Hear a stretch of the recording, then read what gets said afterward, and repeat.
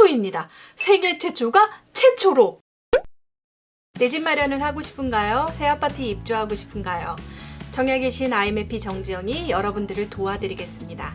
안녕하세요. IMFP 정지영입니다. 여러분들 특공 중에 생애 최초 특공 알고 계신가요? 그러니까 태어나고 나서 계속해서 집이 한 번이라도 없는 사람을 위한 특공입니다. 그런데 생애 최초 특공은 여러 가지 조건이 있습니다. 그 조건은 엔드 조건입니다. 그래서 그 조건이 부합된다면 여러분들은 특공을 찾으신 겁니다. 네, 최근에 이렇게 특별 공급이 확대되었습니다. 와, 그러면 예전에는 얼마였냐면요. 지금 국민주택, 공공분양 같은 경우는 생애 최초를 20%였다가 25%로, 그러니까 5% 더 뽑게 됩니다.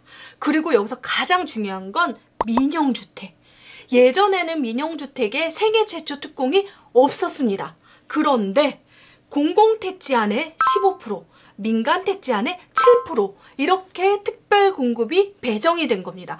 최초입니다. 세계 최초가 최초로 민영주택에 이렇게 배정을 받은 거죠. 민간택지는 여러분들이 알고 있는 일반적인 정비사업, 그러니까 민간이 택지를 만들어서 건물을 짓는 그런데도 여러분 7%나 생애 최초 특별 공급이 배정이 됐습니다.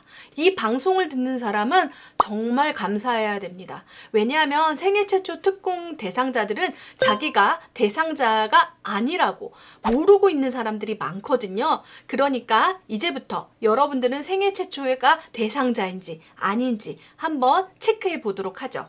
여기 국가유공자, 장애인 특공, 신혼부부, 다자녀, 노부모 부양, 생애 최초 이렇게 있는 거 꼭 기억하셔서 여러분들이 대상자 그리고 생애 최초하고 신혼부부하고 동시에 특별공급의 대상자가 되는 경우가 많습니다. 거기도 전략적으로 해야 되겠죠.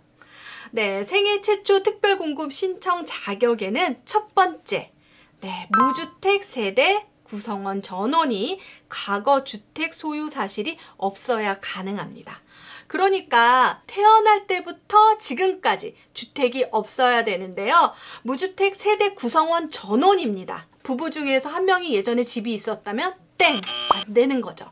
그래서 이게 가장 중요하다는 사실이고요. 두 번째, 혼인이나 재혼, 미혼인 자녀가 있는 분. 여기서 신혼, 혼인, 재혼도 됩니다. 그리고 한부모 가정, 여기도 해당이 되니까 내가 해당이 되는 사람이 나왔나요? 세 번째입니다. 무주택 세대 구성원으로 과거 5년 동안 당첨이 안 된 세대. 그러니까 이게 뭐냐면 재당첨 제한입니다. 특별공급은 재당첨 제한이 있거든요. 이 4번이 가장 중요한데요. 뭐냐면요. 5년 이상 소득세를 납부해야 돼요. 그러니까 나는 5년 연속이 아니라 5개년입니다. 그러니까 90년도에 할 수도 있고 95년도에 할 수도 있고 괜찮습니다. 그런데 5년을 하더라도 작년에 꼭 소득이 있어야 되는 거죠.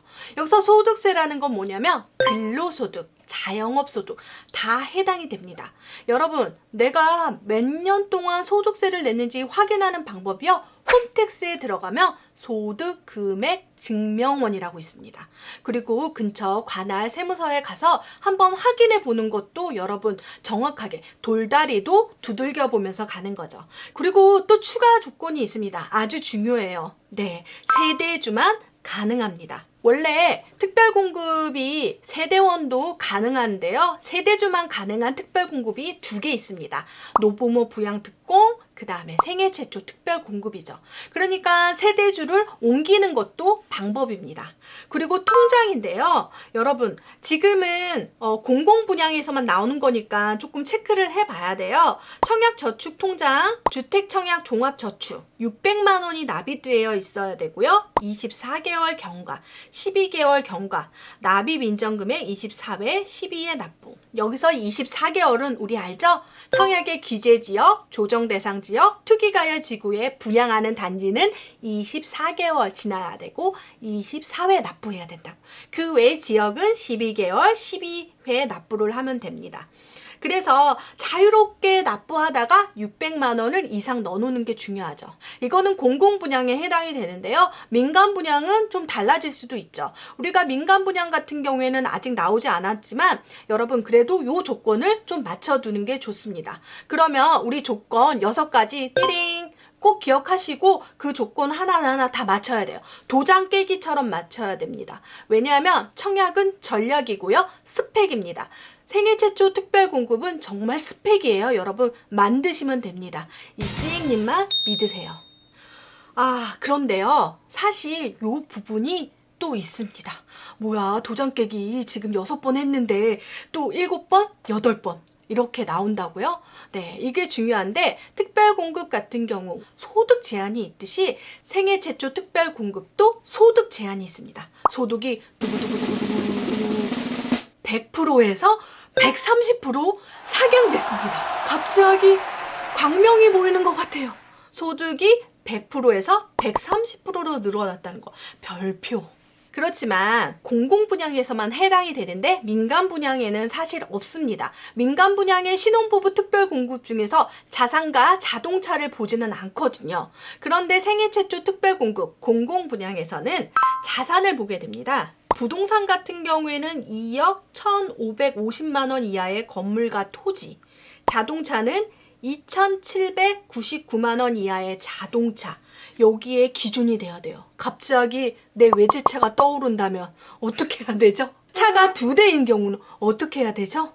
그런데 차가 2대인 경우는 그 2대 중에서 가장 높은 금액이 바로 여기에 커트라인이 되어집니다. 그래서 자산과 자동차, 이 조건까지 여러분 넘으셨나요? 스펙 만드셨나요? 이제부터 생애 최초 특별 공급에 도전하시면 됩니다. 우리 신혼부부 특공을 생각해 보세요. 신혼부부 특공 같은 경우에는 민영인 경우는 자녀수, 그리고 공공분양은 점수가 있죠. 그런데 생애 최초 특별 공급은 추첨제예요. 복불복입니다. 어떻게 될지 몰라요. 그래서 추첨이 될 수 있기 때문에 여러분 여기 계속해서 청약에 관심을 가져야 된다는 이유가 되겠습니다. 그러면 생애 최초 특별 공급 당첨 전략입니다. 첫 번째, 신혼부부와 생애 최초. 이럴 땐 어떻게 해야 되나요? 신혼부부의 공공에서는 15점이 만점입니다. 민영은 자녀수로 커트라인이 주어지죠. 생애 최초는 무조건 추첨입니다. 그러면 어디를 해야 될까요? 내가 자녀가 2명이 있는 신혼부부야. 그럴 때는 신혼부부 특공을 하는 게 더 좋죠. 그런데 내가 자녀가 없어요. 그러면 생애 최초에 도전하시는 게 더 낫습니다. 사실 특별공급 다른 곳에도 해당이 되는데요.